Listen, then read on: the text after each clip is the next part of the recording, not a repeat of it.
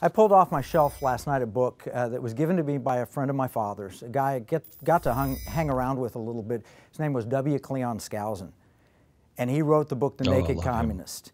And I printed off the internet the 45 declared goals for the communists take over America. And all these young people, when they're writing, when they're saying, we've got to have socialism, we're the pro-Bernie crowd, that group of young people doesn't realize that they are following the KGB Soviet Union playbook to a T. And this was written in 1958. It was entered in the Congressional Record in 1963. And there's 45 goals here, and I'll just read a couple of them.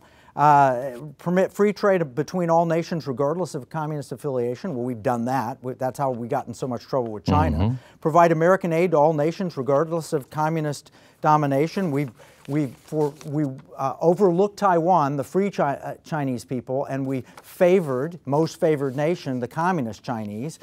Eliminate all laws governing obscenity by calling them censorship. Break down cultural standards of morality. Infiltrate the churches and replace revealed religion with social religion. Eliminate prayer from schools. Discredit the Constitution. Discredit the Founding Fathers. Belittle all forms of American culture. Capture one or more political parties. Get control of the schools. Use student riots to form public protests. Infiltrate the press, gain control of key positions in radio, TV, and motion pictures, continue discrediting American culture, control art so that it's degraded.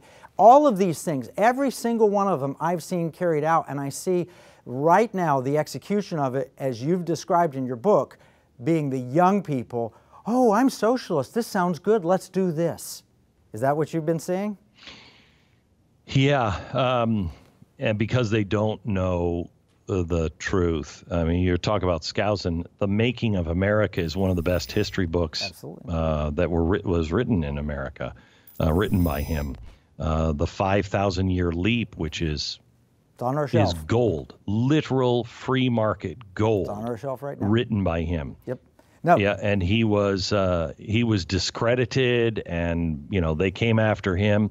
If we would just teach our children the 5,000-Year Leap, and really understand what took us from fire to space in 200 years, we wouldn't have the problems that we have right now. Nope. It's not a coincidence that man cooked with fire for thousands of years, and within 100 years, we're, cooking on stoves, we have indoor plumbing, a few years after that, we have microwave ovens. I mean, it's not a coincidence. It's freedom. Free market capitalism has brought more people out of abject poverty than any other system in the history of the world.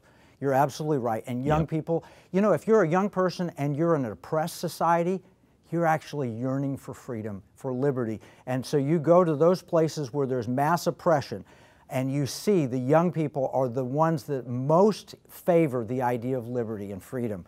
But you come to the America where we've had it spoiled, and we've been good, we've been taught fake history, not the 5,000-Year Leap, but fake history.